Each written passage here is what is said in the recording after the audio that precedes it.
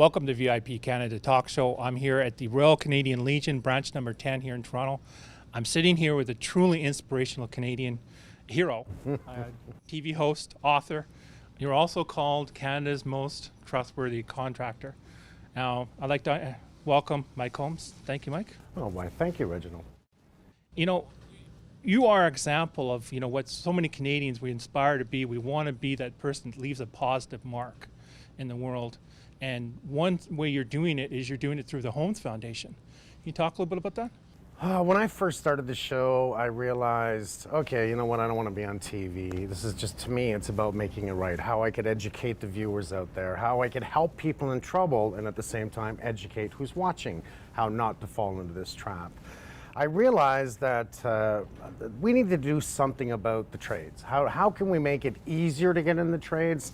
How do we give away scholarships, bursaries? So I started the Holmes Foundation, and that's exactly what that ship was designed for, was to, now I've become the ambassador to Skills Canada, never mind World Skills, and I get to travel around the world every 2 years like the Olympics and put those gold medals on their neck. The Holmes Foundation was really simple. Work with all the colleges out there, work with the young, the women. I want to see women get into the trades and make it easier to do so, because I think it was too hard. I had a lot of emails on my website, makeitright.ca, that said, I'm having trouble getting into the trades. My son is, can you give any advice? And I thought, wow, this should be like simple. It shouldn't be hard. So I'm giving away scholarships, I'm giving away bursaries, and just the correspondence between the young that we've already helped has been a wonderful thing, a wonderful thing. And you're also helping countless homeowners too. They're restoring their dream, they're owning a house and getting away from the nightmare that they were in because of the horrible renovations that were done by other contractors. That's a really good way of saying it, because I've always said anything to do with a brand new home or a renovation should be a dream, not a nightmare. And that's really, I think, how the show corresponded to everyone out there. I mean, the show is in over 100 countries, so it relates to those people. Everyone knows someone that's been screwed by a contractor or bought a new home and it's falling apart, which doesn't make any sense to me. And having that ability to help those people in trouble and then educate was really a great idea for a television show. Who would have thought I'd be on TV? Well, back in 2003 is when you started on air. And you have an interesting story of, what led up to you getting on the air. Yeah, it was kind of funny, to be honest. I met this guy at HGTV who asked me to build him a custom home. And I got to know him. I liked him. I was trying to educate him on what he needed to do, make the changes. He wanted a straw bale house. And I agreed with some things and I didn't agree with others. And I realized he was hell-bent and he wasn't listening. And that started to frustrate me. So for 30 minutes straight, I probably had diarrhea of the mouth, and I gave it to him. I told him I don't like the shows on your channel. I said, bad information. I can tell there's no permits. Everything about it was, what are you doing? You're not educating the public. You're trying to make dreams not come true, but fall apart. So I gave him a show idea, and I realized, I looked at my watch and I said, holy cow, I gotta go. And he jumped up out of his chair because he was looking at me so strange, and he says, I want to pilot right away. And I laughed. I got to be honest with you, I laughed because I'm a contractor. And I said, not a chance. I'm too busy doing what I do. I'm not a TV guy, but I can help you. I can work behind the scenes. I can help guide you in the right direction as to what should be on television. And I left it at that. I continued on. And for months, he bugged me. I mean, he really bugged me. He goes, you got to do this. You got to do this. And I said, no, I'm not a TV guy. And one day he said to me, I noticed you like to teach one family at a time. And I said, that's what this is all about. And then he said, how'd you like to teach everyone at once? So I swore at him. And, I thought, my God, you're an SOB. Okay, look it. I own the show or I'm not doing it. Simple as that. And he says, I don't think that's going to be a problem. And within a year, it went right to #1. Within 2 years, it broke every single record the network has ever seen. Within a few years, it was around the world. And like I said earlier, I believe it's because it relates to everyone. It's not so much that Mike's on TV. It's the concept in itself that relates to every person that even wants a home or owns a home. Well, I know in 2015 there was a report that came out that You know, the estimated numbers of homeless Canadian military veterans are 2,250. I know the numbers are probably much higher. You know, you yourself, you've struggled a little bit prior to your, you know, writing your books and TV hosting and all that. Can you give some, you know, advice or words that you want to share that might help some of the Canadians who are now struggling at this time? When I went through the recession, probably around 1989, I had bought my first house. I've had 3 kids. I was working on the house. The idea was to fix it, live in it, and then sell it, make some money, keep doing this. Man, that recession kicked my butt. And it changed my world. It taught me many things. But at the same time, I was down. You know, just like a lot of people I met. I met real estate people that lost everything. And if anything, you know, I think it knocked me down enough that I put myself in a closet like any other person could do, locked myself up for 3 months, didn't want to see the world. And it was, my dad died at that time. I mean, everything happened to me at that moment. And I realized, man, I just got to get up and go again. You know, it's not, don't lock yourself up. Get the hell out of that closet and get back to work and refocus. Now, I knew it was going to take me time to get out of the rut that I was in from that. Divorced, you know, 3 things in a row, right? The recession, divorced, my father died. So it was just focusing. It was like, okay, get back to work. I worked 17 hours a day, and I knew just keep doing it, it's going to come out. And it did. It took a long time. I expected it. But once, I think the whole point that I'm saying is you get what you give. So if you give it, you're going to get it. If you just like stay on the couch and watch TV and become a potato, you're going to be a potato, you know, and you're not going to look good doing it. And you're not going to be good to anyone else. So get the hell up, stand up, get back to it, and start again. Simple. Great words. And, you know, you've been awarded with the patron of the Royal Canadian Regiment. What does that mean to you?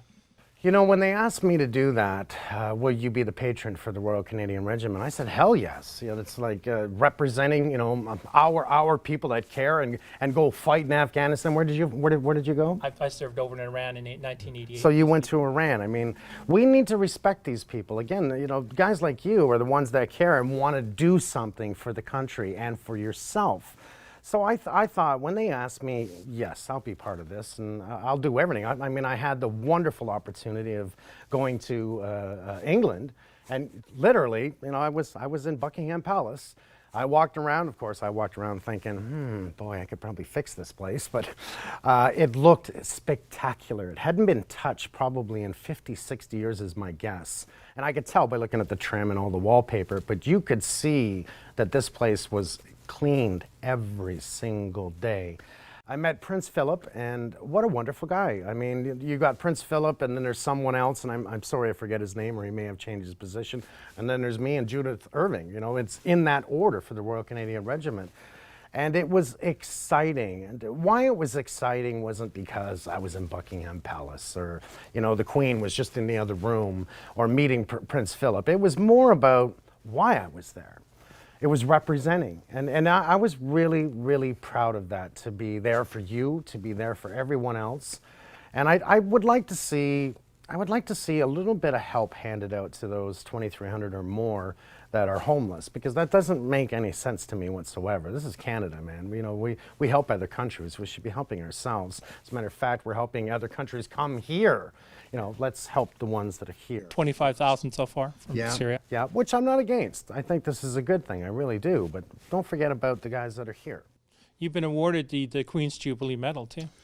Yes, I was one of the lucky 50 people of Canada that received this award. I love it. And it's another one of those honors that I think, when going back to you get what you give, it's one of those things that this was handed to me for, you know, the things that I've been doing.